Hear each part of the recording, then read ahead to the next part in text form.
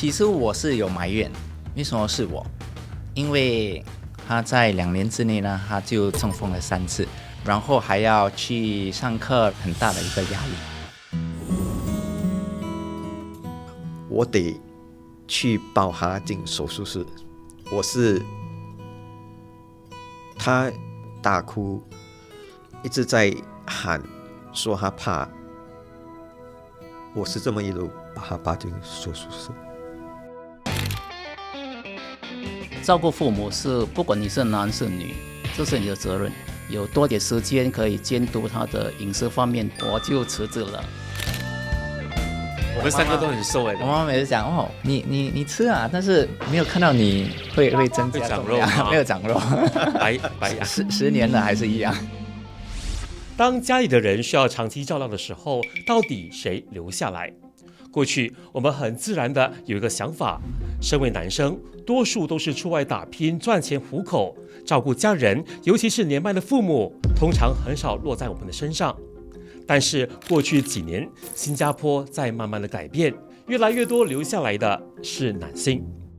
我们很高兴今天有3位在我们当中：林荣忠、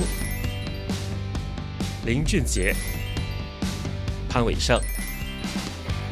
我们先问荣忠大哥了哈，你58岁就离开了你的电子工厂，你这个决定是什么时候开始的？基本上我现在跟我的90岁的母亲住在一起。几年前，她因为那个糖尿病的关系，忽然间被那个细菌感染，然后送进那个加护病房，但是很奇妙的恢复了。从那时候开始，我就认为说，很重要是要控制她的糖尿病，不然的话，这个事情可能会再发生。考虑到有多点时间可以监督他的饮食方面的控制，所以我就辞职了。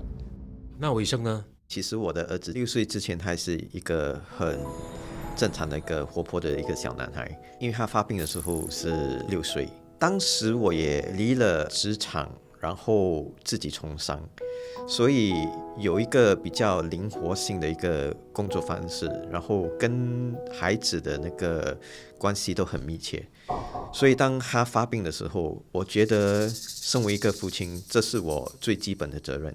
我还有其他2个孩子，我也要做一个好榜样给其他2个孩子，因为如果我不照顾我这个孩子，那我跟他们传达的一个讯息是什么？这是也很重要的一个教导的一个机会。那俊杰呢？你24岁的时候你就在家照顾爸爸嘛？那时候你还在念书嘛？是啊，所以当时就是2013年的时候，我还记得很清楚，是10月份。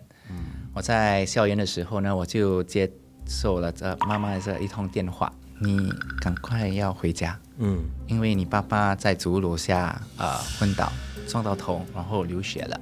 然后带他到医院的时候，我们就发觉到他其实中风了。当初是怎么有做这样的决定呢？那时候你还在念书啊。这个决定我觉得就是很自然嘛，因为我有2个哥哥，他们都是教师，所以早上呢都是要去学校去教书嘛。我在手头上有比较多余的时间可以去安排，然后通常就早上去学校啊，然后下午就会带爸爸去做物理治疗，因为当时学生嘛就是没有钱，所以哥哥们他们就付出了在金钱上这个付出。我太太其实她当时是有拿1年的无薪假期，可是当她面对孩子在这个病情的过程，她每天其实是很伤心的，很难去接受。过了6个月过后，我就说要不然你回职场，能够再跟一些同事朋友倾诉的对象，对倾诉的对象，然后也不会说一整天就面对孩子，也不知所措，因为孩子已经不能够正常的跟我们沟通，他也需要用食管喂食，穿尿布，跟他换尿布啊之类的。他当时承受很多精神上的一个负担。那俊杰呢？知道你爸爸中风之后，然后过了6年他就离开了，是怎么走过来的呢？非常艰难了，因为他在2年之内呢，他就中风了3次，然后比较有压力的是对我来说啦，是因为他患上了这个脑血管性的失智症，所以他的情绪就比较不稳定，比较暴躁，就导致他在晚上的时候呢很难去入睡。早晨呢他会睡，但是晚上呢他就不会睡，就导致我情绪也是很不稳定啊，因为睡眠不足，然后还要去上课，然后接下来去上班，整个过程对我来说非常很大的一个压力。其实我本身晚上也是需要看孩子，因为孩子还是会起来小便，然后我需要换尿布之类。其实睡眠不足是一个很正常的一个现象，所以要怎么去平衡这两方面，其实是不容易。不容易，真的是不容易。为什么这样讲呢？所以你这么瘦啊？是啊，是我们三个都很瘦哎。我妈妈每次讲哦，你吃啊，但是没有看到你会增加长肉吗？没有长肉，白牙10年了还是一样，还是一样。俊杰所讲的，有时候我们会有压力，对吗？所以我们就要找一些人来谈，好，找一些好的朋友喝喝茶，谈一下状况，谈一下你遇到的什么问题，多多少少有帮助了。那你会不会有挣扎？不会了。照顾父母是不管你是男是女，这是你的责任。在华人的传统里面，孝顺是一个美德，因为父母亲把我们照顾好从小，所以我们有这个义务，在他们年迈的时候、脆弱的时候照顾他们，这是我们的责任。其实我是有埋怨，为什么是我？因为我的人生还很长嘛，而当时还是24岁而已，所以我在想，如果可以跟好像朋友啊出去旅游啊这些，那该有多好。但是当爸爸中风的时候，大学就给我这个机会去美国留学6个月。我害怕没有这个金钱上的去支持。但是当我跟爸爸谈的时候，他没有犹豫，他就说：“你明天有空吗？我们去银行。”他去抽出一笔钱，他说：“你放心去追求你的梦想。”知道爸爸中风之后，我就心里就有这个感受，说我必须去孝顺爸爸。那我医生呢？有没有哪一个瞬间是你难忘的，或者是历历在目的？确诊过后，我们就进入了医院，然后有一个细胞移植手术，它是需要化疗，然后我自己本身捐出我的细胞，然后给他做一个transplant， 一个移植手术。我们也因此在医院加护的病房住了2个月。当他进去的时候，还是能够说话、走路，可能有点不稳定。他需要做很多手术上的一些准备，才能够做那个化疗。我还记得他很害怕，他不肯去做那个手术，妈妈没办法，拿他没办法，我得去抱他进手术室。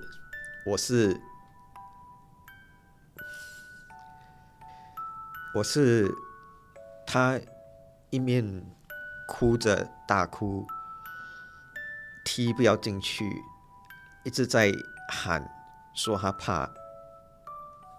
我是这么一路把他抱进手术室。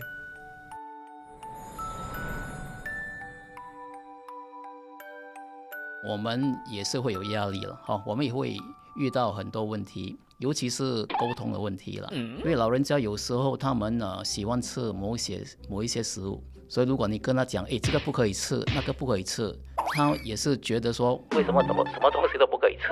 他偶尔会出外买一些面粉的东西，但是因为老人家有时候他们不了解这个严重性，所以我们就要更有耐心的跟他们解释。很多家庭很多时候我们都讲不出来嘛，或者是一个默认的感觉，就讲说谁比较腾得出多时间的话就多做一点。有时候是女生，有时候呢也可能是那些单身的。所以我想问荣忠嘛，荣忠你本身是单身吗？对，我本身觉得只要你跟你母亲住在一起，你就有责任去保证她的健康、她的饮食、她的全部的东西了。我的其他的兄弟姐妹，他们也是有付出了，会来看一下我的母亲，这个也是很重要，因为这个在精神上的，精神上、身心上的健康很重要，会使他比较乐观呐、他们都很愿意的聘请这个女佣，好，全部人一起聘请的。很多人的误解或社会的误解是，当一个亲人生病的时候，你只需要一个看护者，其实一个人是不足够的，因为这一个人不是机器，他需要吃饭，他需要上厕所，他需要所谓的一个空间来喘气。我们通常是需要至少2个人，就是一个组队去看护一个亲人。当你讲这个时候，他们2个在平点头，非常认同啊，所以其实是更需要人来替换轮替，才更重要。是啊，因为起初照顾爸爸的时候，我就觉得没有去要求帮助，不要跟亲友，不要跟工作伙伴，不要跟你老板讲。后来我就觉得，其实坚强是勇于去求救。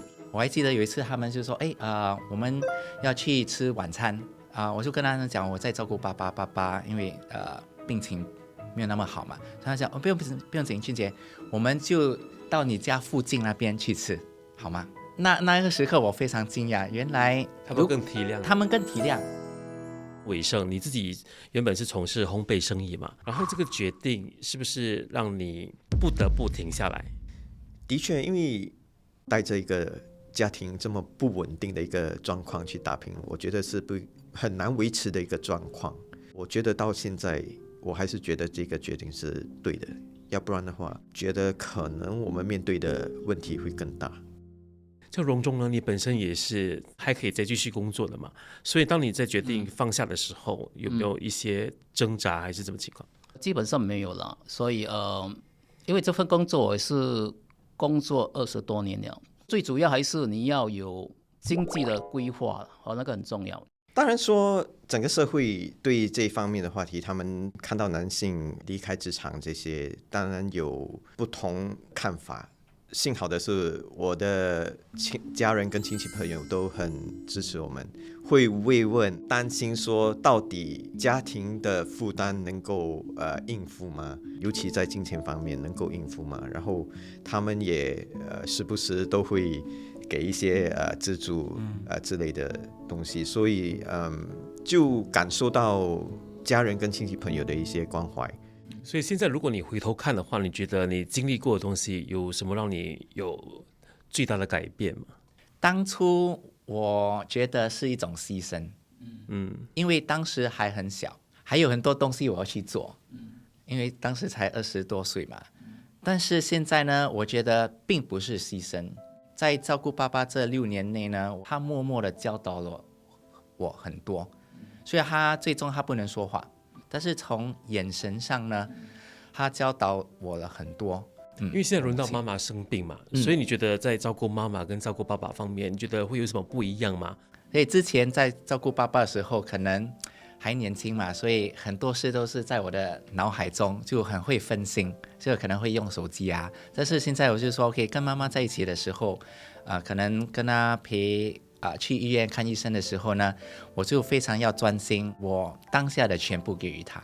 所以很多东西我们拥有的，我们就要珍惜了，因为一旦失去，我们后悔人就来不及了，所以我们最主要是说，有什么事情我们尽我们的力量去做了，把它做好。我们也不要担心明天、后天或者以后有什么事情发生，为什么你不必担心了，只要我们乐观，无论什么问题都能够解决了。虽然我们一个人不可能把全部的事情都解决掉，但是我们还有我们的亲人，我们的朋友。我的儿子教了我更多东西，他教我很多人生上的一些道理。他从发病过后，他其实就好像一个婴儿，他是要穿尿布，我需要重新的认识他，我需要去检查说到底他在那什么情况下不舒服，要我怎么更好的照料他，对人啊，对处理事物都要更有耐心，都是他在慢慢在教导我的。好，这样如果用一句话来形容你当初的决定，你会怎么形容？来，医生。我觉得是一个爱的表现，而且是一个作为父亲的一个责任吧。如果要我再选择，我会不犹豫的继续做这个决定。来，俊杰呢？一样。我真的不后悔当初做的决定来照顾爸爸因为他让我更坚强、更勇敢、更成熟，然后他也激发了我现在所追求的这个工作啦，就是帮助人家有更好的这个睡眠的素质。我没有后悔了，还是正确的，对。所以最主要是说你的出发点是什么呢？把母亲照顾好了，那个是最重要。好，所以呢，要孝敬父母，要把孩子照顾好，人很多时候就夹在中间，一边放不下，一边不能不顾。如果真的轮到你，你会怎么选？欢迎在下方留言。感谢3位的出席，谢谢。